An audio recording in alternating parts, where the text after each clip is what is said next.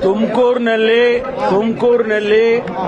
Express canal ಮಾಡಬೇಕು ಅಂತೇಳಿ ಸರ್ಕಾರ ತೀರ್ಮಾನ ತಗೊಂಡು ಸುಮಾರು ಅಂದಾಜು 1,000 ಕೋಟಿ ರೂಪಾಯಿ ಮಂಜೂರು ಮಾಡಿ ಕೆಲಸ ಪ್ರಾರಂಭ ಮಾಡಬೇಕು ಅಂತ ಹೇಳಿ ಅನುಮತಿಯನ್ನ ಕೊಟ್ಟಿದೆ ಸರ್ಕಾರ. ಆ ಕೆಲಸ ಪ್ರಾರಂಭ ಮಾಡೋದಕ್ಕೆ ಈಗಾಗಲೇ 3 ತಿಂಗಳಿಂದ ಪ್ರಯತ್ನ ಮಾಡಿದಾಗ ಬಿಜೆಪಿಯವರು ಅದನ್ನ ನಿಲ್ಲಿಸಬೇಕು, ಮಾಡಿಕೊಡುದು ಅವೈಜ್ಞಾನಿಕ ಅಂತ ಹೇಳಿದ್ರು. ಆಗ ಇರಿಗೇಷನ್ ಮಿನಿಸ್ಟರ್ DCM ಅವರ ಅಧ್ಯಕ್ಷತೆಯಲ್ಲಿ ಒಂದು ಸಭೆ ಮಾಡಿದ್ರು. ಆ ಸಭೆಯಲ್ಲಿ ಎಲ್ಲ ಚರ್ಚೆ ಅವರು ಇದ್ರು. ನಮ್ಮ ಬೆಂಗಳೂರು ತುಮಕೂರು ಗ್ರಾಮಾಂತರದ ಶಾಸಕರು ಸುರೇಶ್ ಗೌಡ ಇದ್ರು, ಕೃಷ್ಣಪ್ಪ ಇದ್ರು, ಅವರೆಲ್ಲರೂ ಇದ್ರು.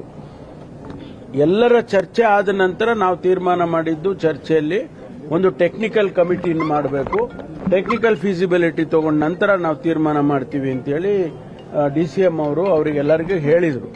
ಅದಾದ ಮೇಲೆ ಟೆಕ್ನಿಕಲ್ ಕಮಿಟಿ ಆಯಿತು, ಟೆಕ್ನಿಕಲ್ ಕಮಿಟಿ ರಿಪೋರ್ಟ್ ಬಂತು. ರಿಪೋರ್ಟ್ನಲ್ಲೂ ಕೂಡ ಇದನ್ನ ಮಾಡಬಹುದು ಅಂತ ಹೇಳಿ ಅವರು ಕೊಟ್ಟಿದ್ದಾರೆ. ಆ ಆಧಾರದ ಮೇಲೆ ಕೆಲಸ ಪ್ರಾರಂಭ ಮಾಡೋದಕ್ಕೆ ಶುರು ಮಾಡಿದ್ವಿ. ಈಗ ಅವರು ತಡೆಯೋದಕ್ಕೆ ಬಂದಿದ್ದಾರೆ. ಅದಕ್ಕಾಗಿ ಒಂದಿಷ್ಟು ಗಲಾಟೆಗಳು ಮತ್ತೊಂದು ಎಲ್ಲ ಆಗಿದೆ.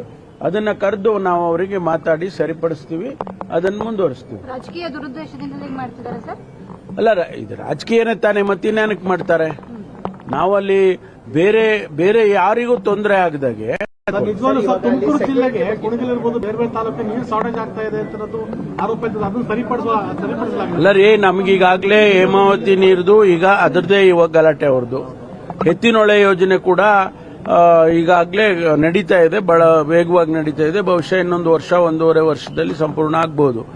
ಭದ್ರಾ, ಅಪ್ಪರ್ ಭದ್ರಾದು ಕೂಡ ಒಂದು ಭಾಗಕ್ಕೆ ನೀರು ಕೂಡ ಬರುತ್ತೆ. ಇವೆಲ್ಲ ನಮಗೆ ತುಮಕೂರಿಗೆ ಒಂದು ರೀತಿಯಲ್ಲಿ ವರದಾನ ಆಗ್ತಕ್ಕಂಥದ್ದು. ನಮ್ದು ಒಣ ಪ್ರದೇಶ, ಹೆಚ್ಚಿನದು ಒಣ ಪ್ರದೇಶ. 1-2 ತಾಲೂಕು ಬಿಟ್ರೆ ಎಲ್ಲ ಒಣ ಪ್ರದೇಶ. ನಮಗೆ ನೀರು ಬಂದ್ರೆ ಅನುಕೂಲ ಆಗುತ್ತೆ ಅನ್ನುವಂಥದ್ದು. ಹಾಗಾಗಿ ಆ ಕೆಲಸ ಮಾಡೋದಕ್ಕೆ ನಾವು ಸರ್ ಮಾಡ್ತೀವಿ.